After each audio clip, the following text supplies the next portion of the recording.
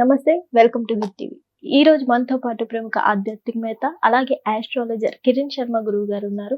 వారితో మాట్లాడి ఉగాది విశిష్టత మరియు రాశి ఫలాల గురించి మాట్లాడి తెలుసుకునే ప్రయత్నం చేద్దాం. నమస్తే గురువు గారు. ఉగాది పంచాంగం ప్రకారం మిథున రాశి వారికి ఎలా ఉండబోతుంది అంటారు? శ్రీ పరాభవనామ సంవత్సరాలు ముందుగా శుభాకాంక్షలు తెలియజేసుకుంటూ, మిథున రాశి వారికి అవమానాలు ఎక్కువగా ఉన్నాయి.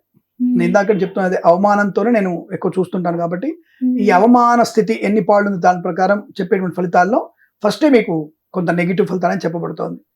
మిథున రాశి వారికి దశమ స్థానంలో ఉన్నటువంటి శని బలం, ప్రస్తుతం జన్మలో ఉన్నటువంటి గురుడు, ప్రస్తుతం చెప్పాలంటే వీళ్ళకి శని బలం వల్ల గృహయోగం కూడా ఉంది. లాస్ట్ ఇయర్ లో గృహయోగం కూడా ఉంది. శని అక్కడే ఉన్నాడు. లాస్ట్ ఇయర్ లో కూడా గృహయోగం ఉంది, స్థల లాభం ఉంది. ఉందా కానీ నష్టపోయారు వీళ్ళు. 50 లక్షలు పెట్టి కొనాల్సిన దాన్ని 60 లక్షలు పెట్టుకొని 70 లక్షలకు అమ్మాల్సిన వస్తువు 40 లక్షలకు అమ్మేసి నష్టాన్ని పొందుకున్నారు.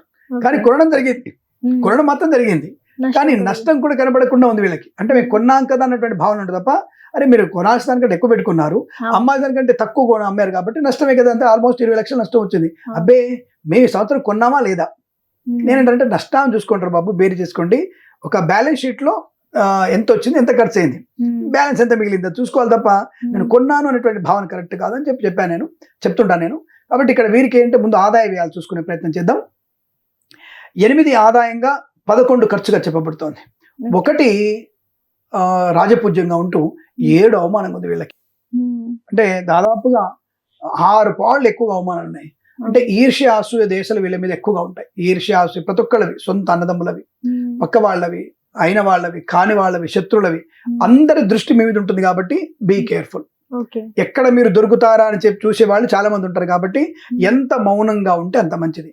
అలాగే మౌనంగా ఉంటూ నోరు కట్టడి చేసుకోవాలి. 2 రకాలు. 1 మాట్లాడే మాట పొదుపుగా మాట్లాడాలి, తినే విషయంలో జాగ్రత్తగా తినాలి. అర్ధరాత్రి వెళ్ళేసి mid night biryani, mid night బీర్లు కొడితే మాత్రం రోగాల్లో పడే ఖర్చు ఎక్కువ. మీరు తప్పకుండా మీకు హెల్త్ ఇన్సూరెన్స్ ఏం పనిచేయవు. మీరు చెప్పినటువంటి ఎట్టి పరిస్థితులు అవి రియంబర్స్ అవి కావు, అవి డబ్బులు వచ్చే అవకాశం లేదు. మీరే మళ్ళీ ఏదో ఒక 2 బీర్లు 3 బీర్లు తాగి 4 ముక్కలు తిన్నందువల్ల ఆపరేషన్ గ్యారెంటీ అవుతుంది. ఈ ఆపరేషన్ వల్ల మీకు 10 లక్షలు ఖర్చు అవుతుంది. అంటే క్షణికమైనటువంటి 100-200 ఖర్చు పెట్టుకుని తిన్నదంతా కూడా ఇక్కడ 10 లక్షలు నష్టం వచ్చే అవకాశం. మీకు ఎట్టి పరిస్థితులు ఏ ఇన్సూరెన్స్ కూడా మీకు ఇవ్వడు.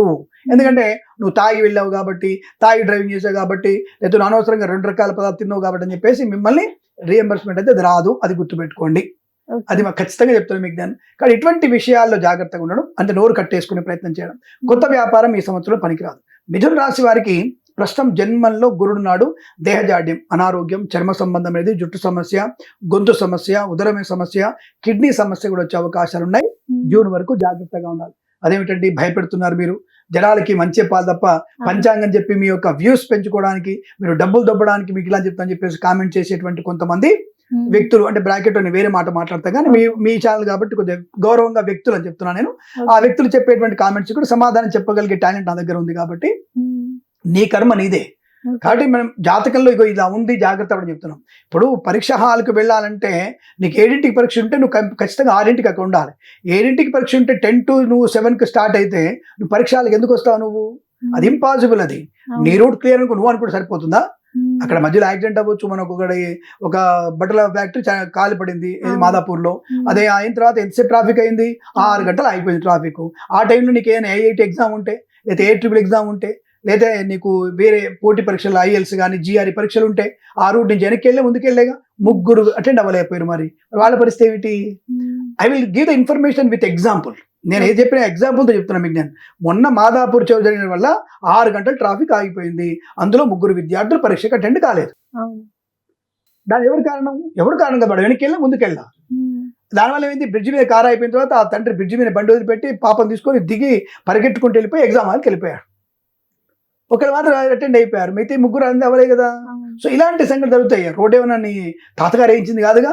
కాబట్టి సమయం అనేది ఎంత పాటిస్తే అంత మంచిది. నేను ఇలా సూటికి చెప్తా కాబట్టి మీకు కోపం రావచ్చు. నేనంటాను నువ్వు 6 గంటలకి నువ్వు ఎగ్జామ్ హాల్ దగ్గర ఉండు, 7ంటికి పరీక్ష స్టార్ట్ అవుతుంది. ఎందుకు 6 వరకు ఉండాలంటే ఏదైనా మర్చిపోయినా నీ తండ్రి తల్లి వెళ్ళి తీసుకొచ్చేటువంటి టైం ఉంటుంది వాళ్ళకి. అయ్యో హాల్ టికెట్ మర్చిపోయినా, ఇంకేది మర్చిపోయినా, డౌన్లోడ్ చేసుకోవాలనుకున్నా, అదే వెళ్ళేటువంటి ప్రయాణ లాభం కావాలి కదా. కాబట్టి అందుకే గంట ముందు ఉంటే నీ సొమ్మేం పోయింది? రాసేది పరీక్షగా. ఇది నేను సూటిగా చెప్తాను, జాగ్రత్త. పరీక్ష కేంద్రం లేట్గా వెళ్ళినా, ఇతరుల మీద ఆధారపడి పరీక్ష రాసినా, తీవ్రమైన నష్టమే ఉంటుంది. ఇప్పుడు పరీక్షా సమయం.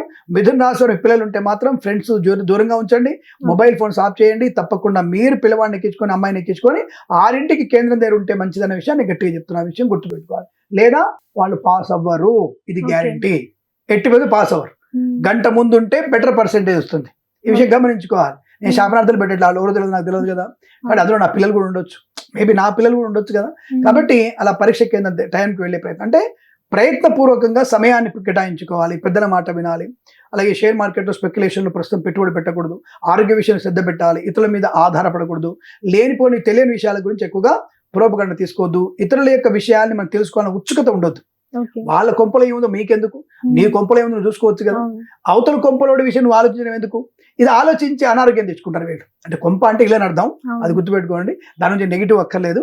అంటే అవతల వాళ్ళ విషయాలు మనకు అనవసరం కాబట్టి నీ విషయాలను చూసుకునే ప్రయత్నం చేస్తే ఎదుగుదల ఉంటుంది.